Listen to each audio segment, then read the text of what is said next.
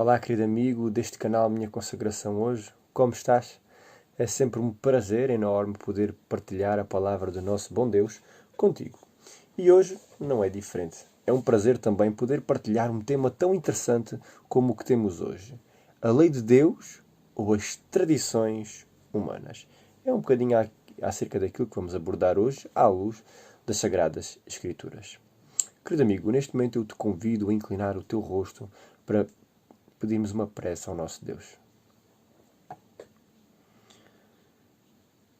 Querido Deus, querido Pai, te louvamos pela tua grande glória, pelo teu grande poder e por tu seres a verdade e não haver verdade fora de ti. Queremos te agradecer também pela proteção que nos tens dado, através também da lei que tu deste ao homem. Ó Pai, que o teu Santo Espírito seja derramado neste lugar, que sejas com as minhas palavras, mas também com os corações de cada ouvinte que está do outro lado. Pai, que a sua vida possa ser uma bênção, tanto no bem como no mal. Lembremos-nos da história de Jó. Nem sempre as bênçãos do céu vêm sob a forma de proteção ao nosso corpo físico. E então nós te continuaremos a louvar da mesma forma como Jó o fez. Ó Pai, obrigado por tudo. É o que eu te peço e agradeço no santo nome de Jesus. Amém. Muito bem, querido amigo. Então, antes de já, gostava de pedir que tu tenhas a Bíblia contigo à mão, pois vamos folheá-la e ver alguns textos bíblicos. O primeiro encontra-se no livro de Romanos, no capítulo 1, no versículo 25. E porquê este capítulo? Ora, será que nós devemos seguir a lei dos homens ou a lei de Deus? A pergunta que eu faço é: o que é que os homens fizeram então com a vontade de Deus? Nós sabemos que a vontade de Deus está descrita na sua palavra, na Bíblia. Então, porquê é que há tantas divisões? Porquê é que há tantas religiões? Porquê é que se fala na besta? Porquê é que se fala no anticristo? Porquê é que as pessoas têm tanta aversão à lei de Deus? Bem, quando nós abrimos a Bíblia no livro de Romanos, vamos ver que Paulo já tinha uma resposta para isto. Pois diz: pois mudaram a verdade de Deus em mentira, e honraram e serviram mais a criatura do que o Criador, que é bendito eternamente. Amém. Vejam, a verdade de Deus foi trocada pela mentira. Aquilo que é verdade, Satanás influenciou para que a verdade seja uma mentira. Nós não vimos já isso tantas vezes? Olhe, na ciência, na teoria do Big Bang e tudo isso, nós já vemos que isso tudo, para eles, é absoluta verdade.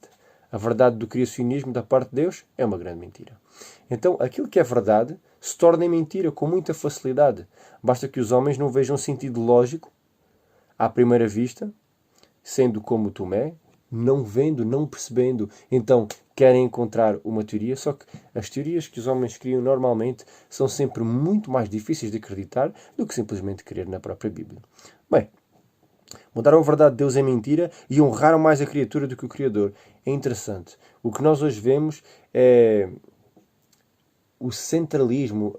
O ser humano acabou por centrar demasiado a figura de adoração no ser humano. Então criámos prémios nobres para pessoas, consagramos as pessoas, glorificamos mais as pessoas, damos prémios, damos bónus. Aquela pessoa é isto, nós demarcamos as pessoas por elas serem isto e aquilo, e enchemos-la de dinheiro, de fama. É exatamente isso que Satanás quer. Ele quer tornar o homem a figura de adoração, colocando de parte a necessidade de haver um Criador para ser exaltado e glorificado. Então o homem passa a ser glorificado pelas suas obras, não necessitando de ter tido um Criador prévio. Bem, esta é a realidade então. Sabemos que a verdade de Deus, a própria Bíblia, foi transformada e colocada como mentira. Sabemos que tudo aquilo que Satanás mais quer é tentar fazer uma contrafação sempre à verdade. Em tudo aquilo que há uma verdade, há uma contrafação, e vimos isso no caso do domingo.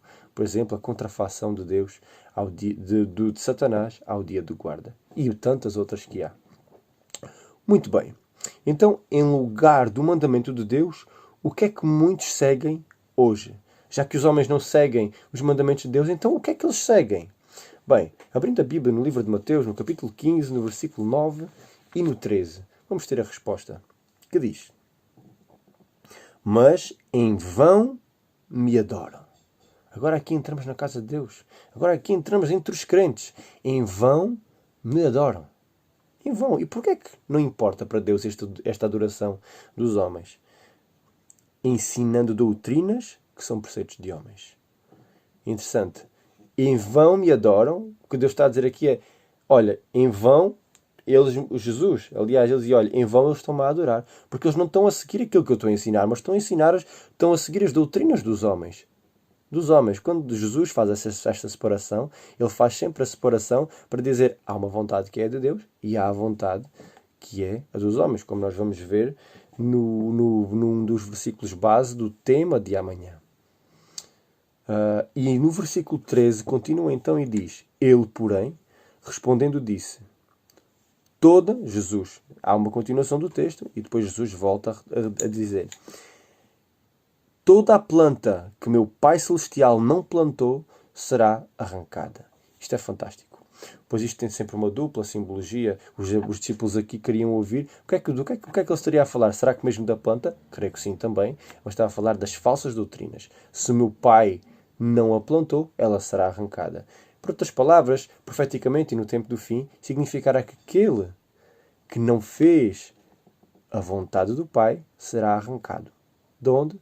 Do lugar eterno, de um lugar nas moradas celestiais, com o nosso Pai.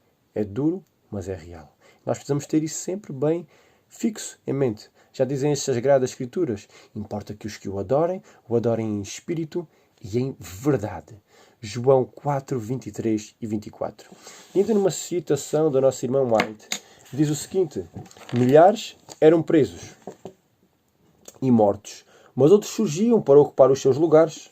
E os que eram martirizados pela sua fé tornavam-se propriedade de Cristo, remetendo aos tempos da perseguição, e eram considerados por ele como conquistadores. Tinham travado o bom combate e deveriam receber a coroa de glória quando Cristo viesse. E onde menos se esperava, os súditos de Satanás estavam a deixar o seu serviço e a alistar-se sobre a bandeira de Cristo. Por isso, Satanás, vendo que o sangue dos cristãos era semente, fez os seus planos para lutar com mais êxito contra o governo de Deus, hasteando a sua bandeira na Igreja Cristã. Fantástico. Aquilo que Satanás fez, isto está no Grande Conflito, página 37, no parágrafo 3 e 4. Então, aquilo que Satanás fez foi, já que não conseguia destruir os cristãos por meio da força, então ele tenta destruir os cristãos por meio das falácias, por meio das mentiras, da mesma forma como fez com o original contada a Eva. É fantástico. Pois Satanás agora entra dentro da própria igreja e começa a fazer pequenas alterações na doutrina da igreja. E agora, fazendo estas pequenas alterações, é fácil, pois nós vamos querer quase a pé juntos naquilo que é ensinado. E é por isso que, amigos, a Escritura é bem certa quando diz, mais importa obedecer a Deus do que obedecer aos homens. E ainda em outro texto, é sempre muito mais importante nós preservarmos-nos no estudo e não perecermos por falta de conhecimento. Pois o povo perece. Dizem as Sagradas Escrituras que tem perecido por falta de conhecimento. Por outras palavras, o povo perde-se porque perdeu o entendimento. Deixou de estudar. Queridos amigos, que o nosso estudar seja diligente hoje. Que eu e tu não endureçamos o nosso coração e aceitemos fazer sempre a vontade de Deus, custe ela o que custar. Lembrem-se, eles foram fiéis até ao fim. Os mártires foram fiéis até ao fim. Nunca se dobraram, nem à autoridade da própria igreja. Jesus veio para mostrar que a igreja tem sim a autoridade, só que estava a tornar as coisas diferentes, não percebia o Evangelho.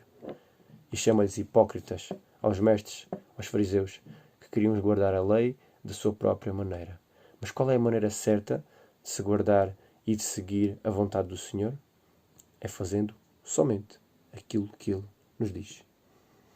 Amigos, não percam o tema de amanhã, que terá como tema uma decisão com consequências eternas. Estamos no grande conflito. Que decisão queres tu tomar?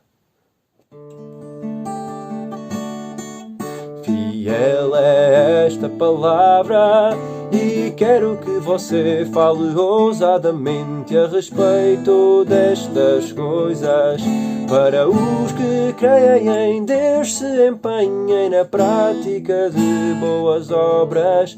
Estas coisas são excelentes e proveitosas para todas as pessoas.